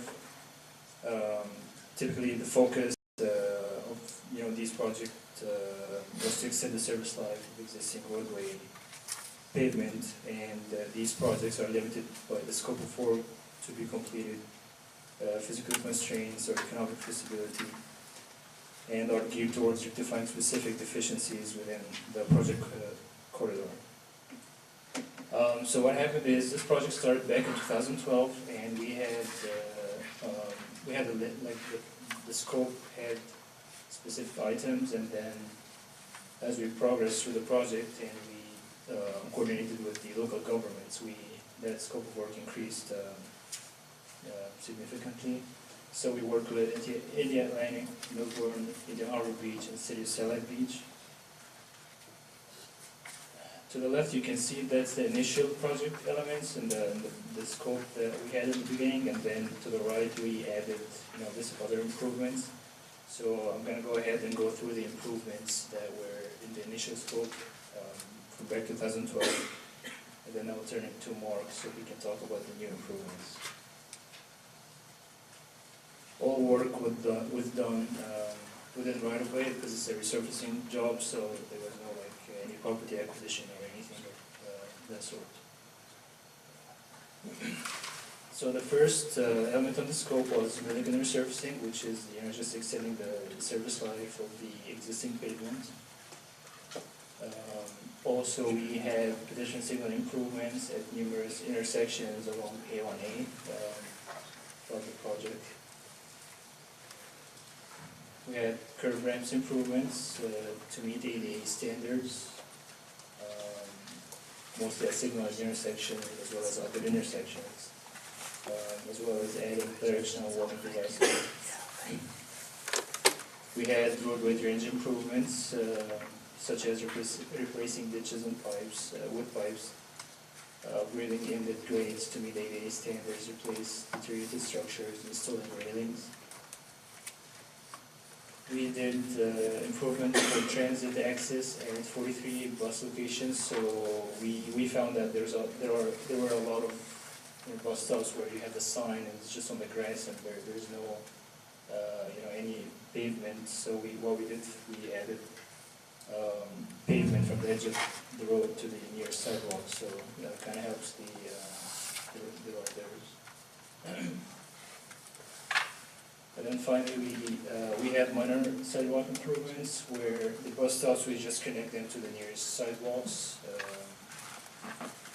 at several locations. So these were the initial elements that were in the initial scopes. I would like to bring out Mark now to talk about the additional ones that were added afterwards.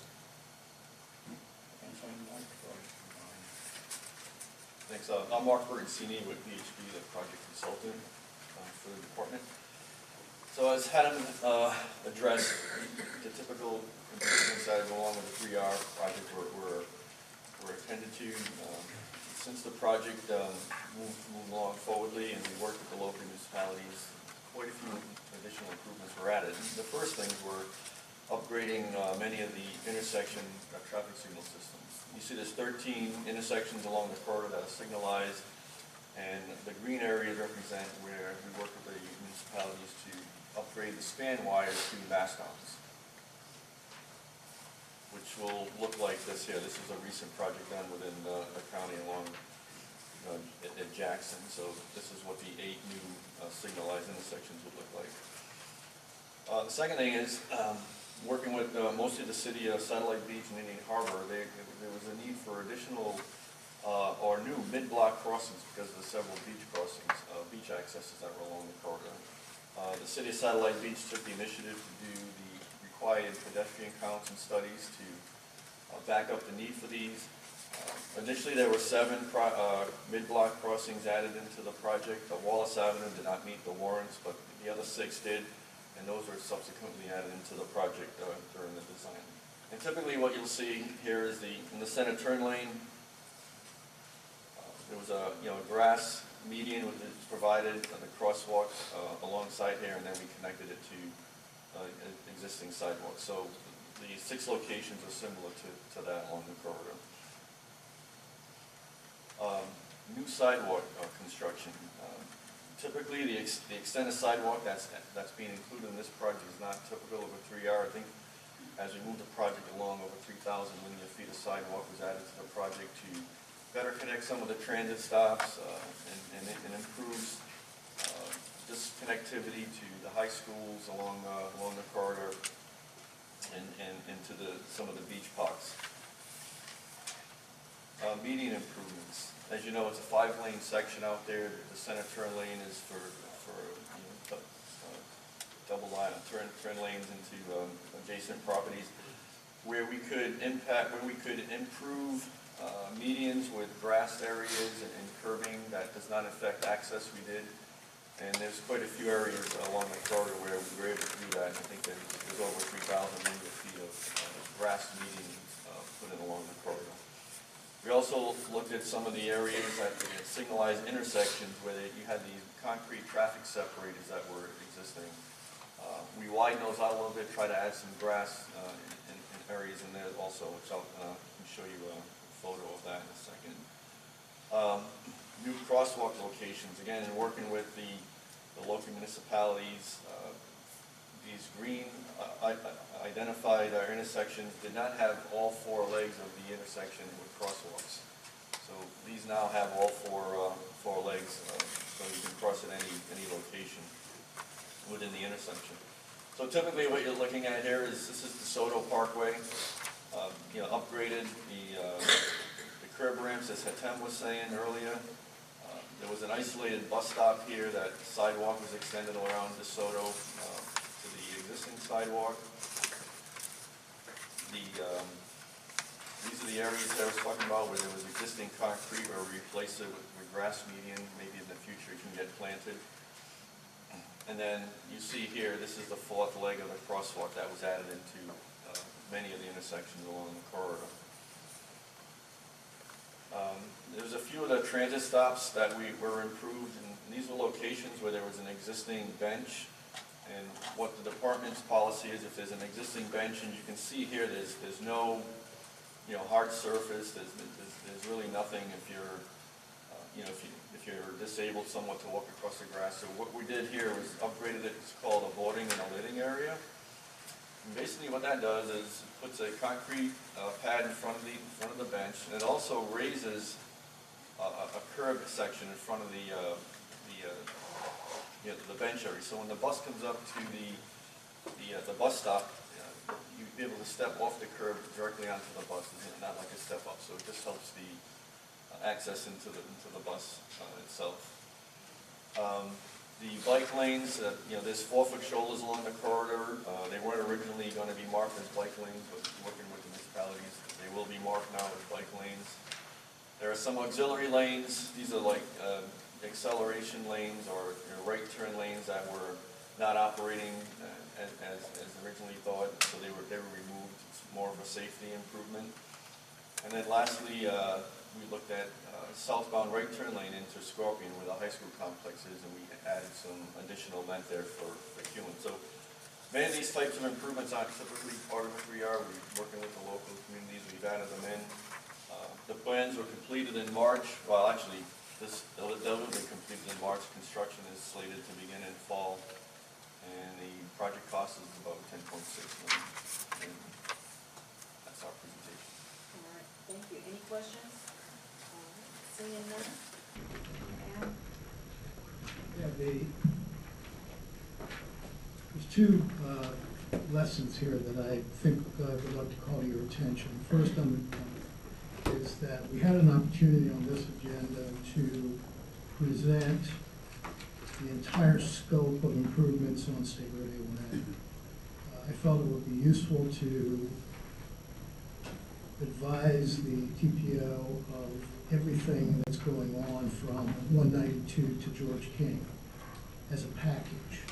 And you can see that the level of improvement that the department is taking on is, in my view, unprecedented as part of resurfacing type projects. This is a definite change in approach, particularly by District 5. Upper management of DOT District 5 understands the efficiencies of piggybacking certain improvements along with resurfacing. The construction crews were already out there. We can design things in an integrated manner, like sidewalks and bus pads, et cetera. You don't have to go back and retrofit, which is much more complicated. And really what has changed is the direction coming down from the Secretary's office. Previous DOT Secretary and the current is carrying the policy on is they are just getting fed up, if that's the right word, of having Florida at the top year after year of bicycle and pedestrian fatalities, and really not having a systematic approach statewide to doing anything about it. It's been hit and miss. Yeah, safety's the #1 priority, that's true, but the department's really aggressively approaching opportunities to upgrade pedestrian and bicycle safety. And you see that in the willingness to put $10.6 million on a resurfacing project, probably triple the cost of the resurfacing job. So I think that's one thing that's important. A1A is getting the attention it has long deserved. Secondly, the point that I'd like to make is that we're implementing what I've said, we're doing stealth implementation here. A resurfacing project, you know, the lifespan of a roadway is maybe 15 years, and in 15 years or so, every roadway of the DOT and the state system gets resurfaced. Well, that will be an opportunity to make improvements as we go along, and we just need to be thinking about resurfacing projects in a different light, in a different manner than we have in the past. And we're going to be working with the district to get the list of resurfacing candidates much earlier in our prioritization process so that we can begin working with the cities. We saw the list of participating cities. The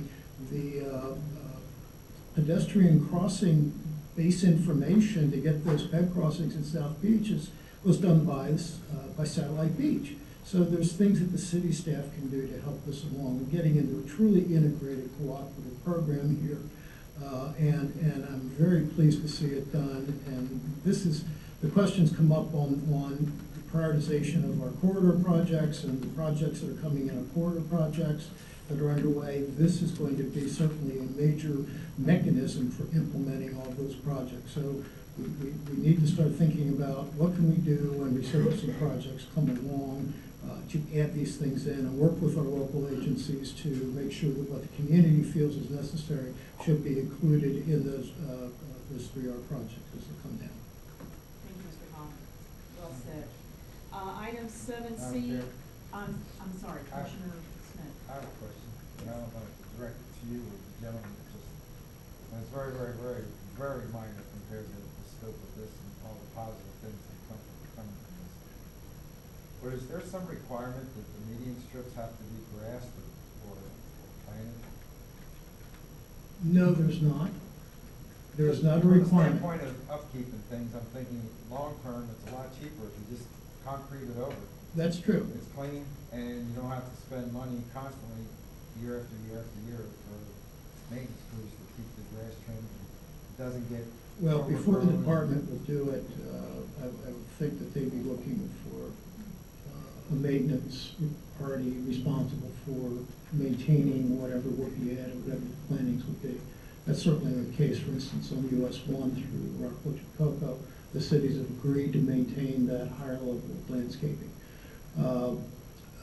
I think it's up to the cities on what they want. If it does improve visually, I think it does add something to the visual appearance of the roadway. If the city's willing to agree to maintain or have a program of adopt a median, something of that nature, where the cost is transferred to local businesses in exchange for a sign and median. That's another approach, the adopt a median program, which the department is very good at helping set up. So I don't disagree with you, there's a maintenance responsibility coming with a grass median, but I think it's up to the local government whether they feel that that added maintenance is worth the benefit of the visual improvement that the median provides. Short term, it does, I've seen it, and it does look nice, but when you look at older neighborhoods or older cities, you get into a budget crunch, and guess what? Now you got weeds growing out there. And I don't think on anyone ever going to have such extensive medians with plantings as we do, for instance, on, as I mentioned, on US 1. It's going to be much more isolated, smaller, narrower, not as long. There's just not as many opportunities to put medians out there in the 5-lane section that would not cause significant disruption of access to businesses. Item number 7C, staff report, Mr. Bob Kahn. Yes, I do have two things.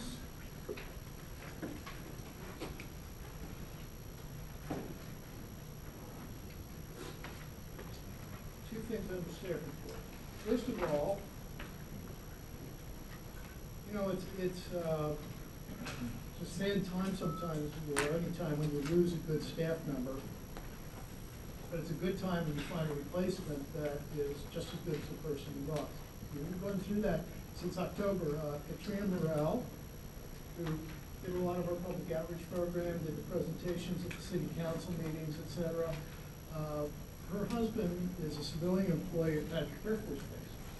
And they were offered the opportunity to move to Germany for 3 years. They have 2 little boys, and they felt that at their time of life in the 30s that they were in, that they couldn't really afford to pass that up.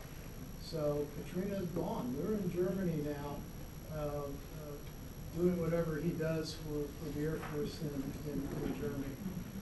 In the meantime, we've had the opportunity to hire someone new, Sandy Hickey. Stand up, Sandy. Wave. Sandy comes to us from Merritt Island National Wildlife Refuge, where she was in charge of public communications and public outreach for the wildlife refuge. So, which is a lot of experience in government type public outreach. And I do have one other surprise. The number one item that you saw in the top 10 was our long-range transportation plan. And pulling that together over the 3-year span, this doesn't happen by itself. It takes someone to manage it. And he doesn't know this is coming.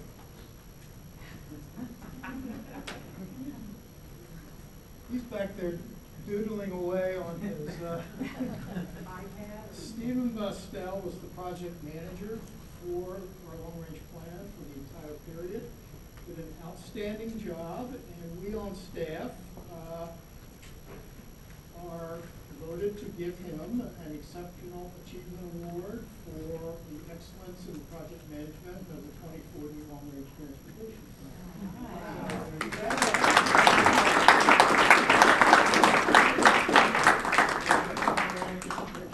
Wow. Right. Do it, lady. I just told everybody how good you were. Fantastic, thank you. It was a very new experience for me, and everyone on staff helped make it a great process, and we're already talking about how we're going to do the next one. So, Yes. All right. Congratulations. Thank you. I think you get some annual leave.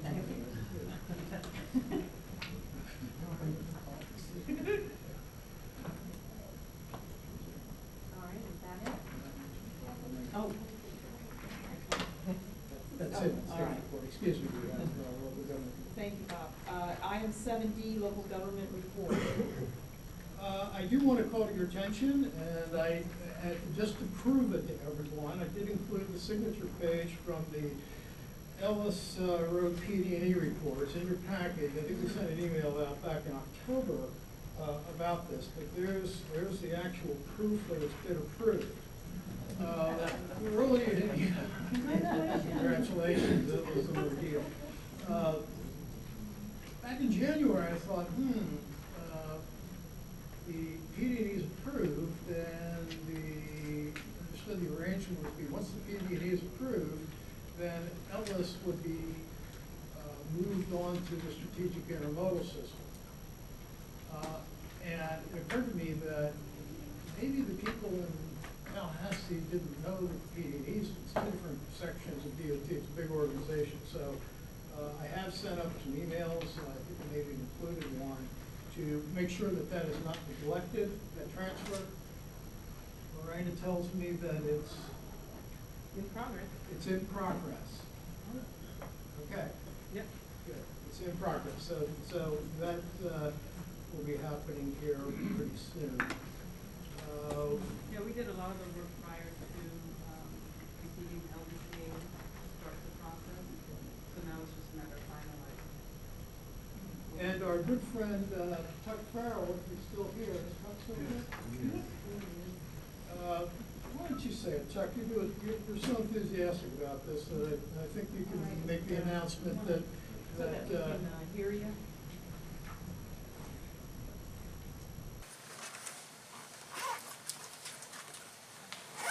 Chuck Farrell, 1300 Pine Tree Drive, Indian Harbor Beach. Anyway, in about 4 months, you need to get your cars and head down to 192. Because it looks like we're way ahead of schedule. The county has done all these wonderful things, and DOT, and it looks like Ranger Construction is way ahead of schedule, probably 8 to 12 months ahead of schedule. And it looks like the Parkway will be completed way ahead of schedule in spite of all the rain and storms we've had. The ribbon curb is in, a lot of the sidewalk is in, the swales, a lot of those are complete. Not so much near 192. It's hard to see it, but they don't want to complete the destruction right up front because everybody's going to jump in on the road and get in their way. But they even have some seal coat. Most of the sub-base is down, and they've even got some of the seal coat. The bridges, there's a bridge out there that may be used in the future on the Platte property. That's in place. A lot of this is done, and I look forward to everybody using it. It's been a long haul, and there are going to be some new decel lanes near 192. There's going to be a decel lane on 192 turning into the Parkway, and some improved drainage things. We've just figured out a lot of new innovations, so we're excited. Thank you. Thanks, Bob. Thank you. I thought that was good news, and it's almost... Thanks for all your support. That's the main thing. It wouldn't have happened without the TPO guys. We're almost a year ahead of schedule.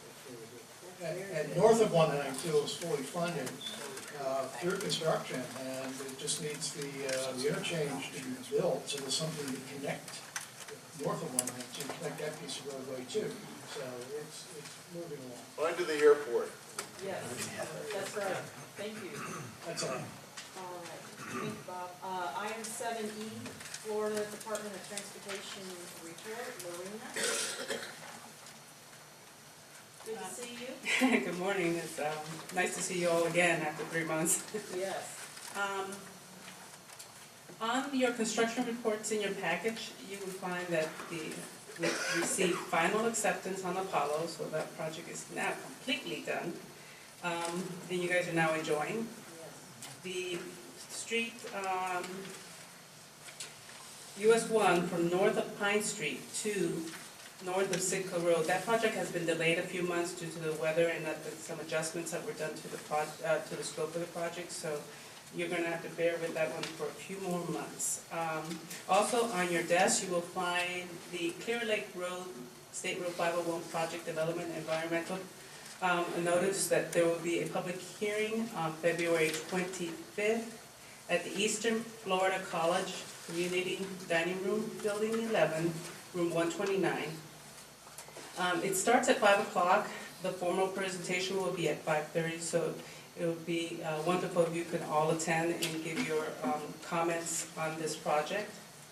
And for the State Route 528 beach line, we did the selection of 2 consultants on this project, Kissinger Campo and Associates and TLP Engineering Consultants.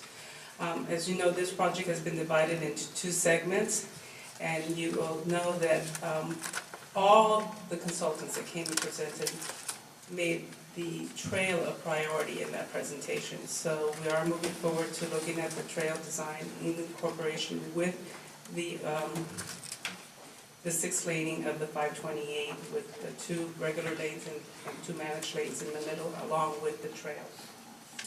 Also, we did have interviews last week, as Lee stated, for the Space Coast Trail project, and we would have final selection on the project on the 22nd. The 3 firms that presented have wonderful ideas to move forward with this trail, so hopefully the best one will be selected. That's all I have. Any questions? I would like to call the members' attention in the package. There are 2 other meeting announcements concerning 2 of the corridor projects that we were talking about earlier. The first one is State Road 3 Courtney from Fortenberry to Grant. That's north of the Birch Canal. That meeting will be held on March 1st at First Baptist Church. And the other meeting coming up is US 1 and State Road 406 in Titusville. That meeting will be on the 25th of February at Titusville, so all the full information is in letters in the packet. Any other questions? All right, seeing none. We are on to item 8, public comments. Do I have any sign-up sheets? I didn't have any. All right, so I'll close the public hearing. And do I have a motion to adjourn? So moved.